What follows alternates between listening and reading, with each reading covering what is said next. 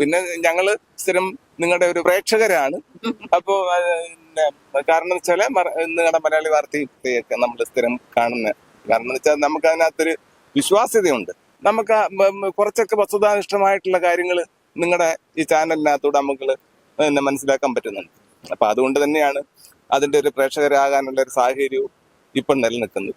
ഏറ്റവും വലിയ കണ്ടെയ്നർ ഷിപ്പുകളിൽ 6 എണ്ണങ്ങളിൽ ഒന്നാമത്തെ കപ്പലാണ് ഈ ഐറിന എന്ന് പറയുന്ന കപ്പൽ എന്നാണ് നിങ്ങളുടെയൊക്കെ വാർത്തകളിലൂടെ നമ്മൾ മനസ്സിലാക്കിയിട്ടുള്ളത്.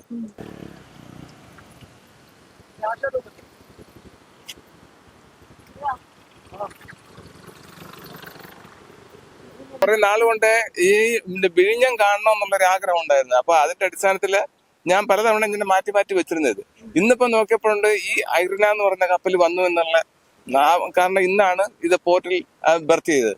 എന്നെങ്കിൽ പിന്നെ ഞാൻ ഉദ്ദേശിച്ചു എന്നെങ്കിൽ പിന്നെ അദ്ദേഹത്തെ കൊണ്ടുവന്ന് കാണിക്കുകയും അതിനകത്തൂടെ നമുക്കൊരു മാനസിക ഉല്ലാസം. എന്നാലും അദ്ദേഹത്തിന് ചെറിയ ഡ്രാബാക്ക് ഉണ്ട്. അപ്പൊ ആ ഡ്രാബാക്ക് ഉള്ളതുകൊണ്ട് എന്തായാലും അവർ വന്നപ്പം അവർക്ക് നല്ല രീതിയിലുള്ള ഒരു എൻജോയ്മെന്റ് കിട്ടാൻ തക്ക രീതിയിലുള്ള ഒരു സാഹചര്യം ഒരുക്കുന്നതിന് വേണ്ടിയാണ് ഞാൻ ഈ ദിവസം തന്നെ ഞാൻ തെരഞ്ഞെടുത്തത്. എന്തായാലും നമ്മൾ വളരെ ഹാപ്പിയാണ്. ഞങ്ങളുടെ വീട് ഇവിടെ പേയാടാണ്. ഞങ്ങളുടെ സർവീസിൽ നിന്ന് റിട്ടയർ ചെയ്തവരാ. അവര് ISRO നിന്ന് റിട്ടയർ ചെയ്തു, ഞാൻ KSF നിന്ന് റിട്ടയർ ചെയ്തു. എന്റെ പേര് രാജീവ്, അത് സുലേഖ. ചേച്ചി ഈ പറയും പോലെ കാത്തിരുന്ന് കിട്ടിയൊരു നിമിഷം കൂടെയാണ്. പ്രത്യേകിച്ച് ഈ കപ്പൽ എന്ന് പറയുന്നത് ലോകത്തിന്റെ ഏറ്റവും വലിയ കപ്പലിൽ ഒന്നാണ്. അപ്പൊ ഇങ്ങനൊരു ദൃശ്യം കാണാൻ പറ്റിയാൽ എന്ത് തോന്നുന്നു? ഭയങ്കര സന്തോഷം. ഞാൻ വന്ന് കാറിൽ തന്നെ ഇരിക്കാമെന്ന് വെച്ചു. അപ്പൊ പുള്ളി പറഞ്ഞു എന്തായാലും വന്നില്ലേ, ഇവിടെ അടുത്ത് വരെ നടന്ന് കാണുമ്പോൾ ഭയങ്കര സന്തോഷം.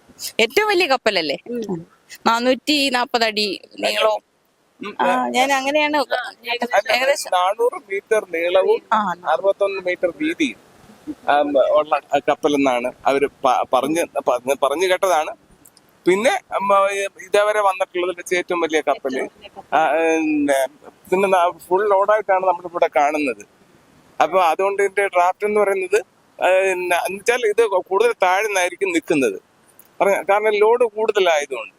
പിന്നെ അതിന്റെ ടെക്നിക്കൽ ബേർഡൻ നമുക്ക് അറിഞ്ഞൂടാ. ഇതെല്ലാം ടിവിയിലൂടെ നിങ്ങളുടെയൊക്കെ ടിവിയിലൂടെ ഒക്കെ തന്നെ കണ്ടും കേട്ടുമുള്ള അറിവാണ്. പിന്നെ ഞങ്ങള് സ്ഥിരം നിങ്ങളുടെ ഒരു പ്രേക്ഷകരാണ്.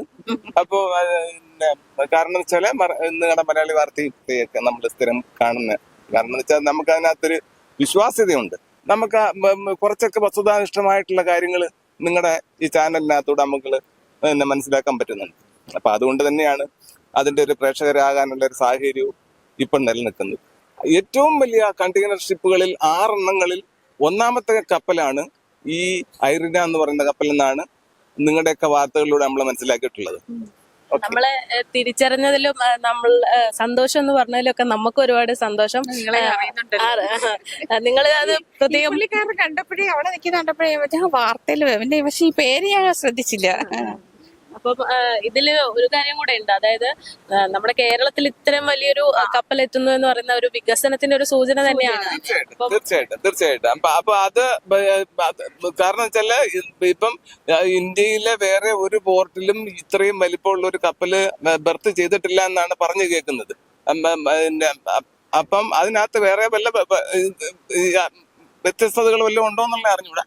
അപ്പൊ അങ്ങനെ വരുമ്പം കേരളത്തിലെ ഇപ്പം പുതിയതായിട്ട് ഫംഗ്ഷൻ ചെയ്ത് തുടങ്ങി ഈ വിഴിഞ്ഞം പോർട്ടില് ഈ ഏറ്റവും വലിയ കപ്പലുകളിൽ ഒന്നായ ഇപ്പൊ MSCയുടെ തന്നെ MSCക്ക് 10-800 ചില്ലുവാനം കപ്പലുകൾ ഉണ്ടെന്നൊക്കെയാണ് നമ്മൾ നിങ്ങളുടെ ചാനലിലൂടെയൊക്കെ കേട്ടുള്ള അറിവ് നമുക്കുള്ളത്. അത്രയും കൂടുതൽ കപ്പലുള്ളതിനകത്ത് ഏറ്റവും വലിയ കണ്ടെയ്നർ ഷിപ്പുകളിൽ 6 എണ്ണങ്ങളിൽ ഒന്നാമത്തെ കപ്പലാണ് ഈ ഐറിന എന്ന് പറയുന്ന കപ്പൽ എന്നാണ് നിങ്ങളുടെയൊക്കെ വാർത്തകളിലൂടെ നമ്മൾ മനസ്സിലാക്കിയിട്ടുള്ളത്. അതുകൊണ്ട് തന്നെയാണ് ഈ ഐറിന എന്തെങ്കിലും ഒന്ന് കാണണം എന്നുള്ള ഒരു താല്പര്യം എടുത്ത് ഇന്ന് തന്നെ നമ്മളിത് കാണാനായിട്ട് ഇവിടെ വന്നത്. പക്ഷെ ഇത് ബാക്കിയുള്ള ലോക്കൽ അഡ്ജസ്റ്റ് റോഡ് റെയിലൊക്കെ ഒന്ന് വികസിച്ചിരുന്നെങ്കിൽ നമ്മുടെ നാട് കുറച്ചുകൂടെ ഭയങ്കരമായിട്ട് മെച്ചപ്പെട്ടേനെ. അതിനുള്ള സംവിധാനം ഉടനെ ഉണ്ടാവുമായിരിക്കും ഇല്ലേ? അല്ല അതുണ്ടെങ്കിലേ ഉള്ള ആ ഒരു ഡെവലപ്മെന്റ്. അല്ലാണ്ട് ഡെവലപ്മെന്റ് അധികം പെട്ടെന്നുണ്ട്. ഇതിപ്പോ അത് വന്നു അവിടുന്ന് പോകുന്നു. പക്ഷെ നമ്മുടെ ഇവിടെ കൂടെ റോഡും റെയിലും ഒക്കെ ഡെവലപ്പ് ചെയ്തിരുന്നെങ്കിൽ ഷിപ്മെന്റ് ഒക്കെ വളരെ വേഗത്തിലായി കുറെ ആൾക്കാർക്ക് ജോലിയും വികസനവും ഒക്കെ ഉണ്ടായേനെ. വളരാനുണ്ട്. തീർച്ചയായിട്ടും. കാരണം എന്ന് വെച്ചാല് ഇപ്പൊ എന്ന് പറഞ്ഞു കഴിഞ്ഞാൽ പോർട്ടിൽ വരുന്നതായ കണ്ടെയ്നറുകളെ ഒന്നുകിൽ ഇവിടെ ഇറക്കി വെക്കുന്നു, മറ്റ് പോർട്ടിലുള്ള വേറെ ഷിപ്പുകൾ വന്ന് ഇത് കൊണ്ടുപോകുന്നു. പക്ഷെ അതല്ലാതെ നമ്മുടെ നാട്ടിലെ റെയിൽ മാർഗത്തിലൂടെയും റോഡ് മാർഗത്തിലൂടെയും ഈ കണ്ടെയ്നറുകൾ കൊണ്ടുപോകാൻ തക്ക രീതിയിലുള്ള ഒരു സാഹചര്യം ഉണ്ടാകുമ്പോഴാണ് നമ്മുടെ രാജ്യത്തിന് ശരിക്കും ഒരു വികസനത്തിന്റെ അവസ്ഥയിൽ എത്തുന്നത്. അപ്പൊ കാരണം വെച്ചാൽ ഈ പറയപ്പെട്ട രീതിയിലുള്ള വലിയ കണ്ടെയ്നറുകൾ വഹിച്ചുകൊണ്ടുള്ള വാഹനങ്ങൾ പോകണമെന്നുണ്ടെങ്കിൽ അതിന് തക്കതായ റെയിൽ മാർഗം വേണം, അതിന് തക്കതായ റോഡ് മാർഗവും വേണം. അപ്പൊ ഈ പറയപ്പെട്ട രീതിയിലുള്ളതായ ഗതാഗത സൗകര്യം വരുമ്പോഴത്തേക്ക് നമ്മുടെ നാടിന്റെ വികസനം അതിഗംഭീരമായിട്ട് മാറുകയാണ്.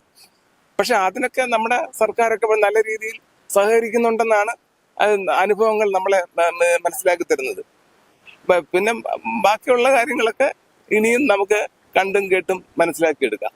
ചേട്ടൻ പറഞ്ഞതുപോലെ ഇതൊരു തുടക്കം ആവട്ടെ, ഇനി ബാക്കിയുള്ള കാര്യങ്ങൾ കൂടെ എത്രയും പെട്ടെന്ന് ആവട്ടെ എന്നാണ് നമ്മളും പറയുന്നത്.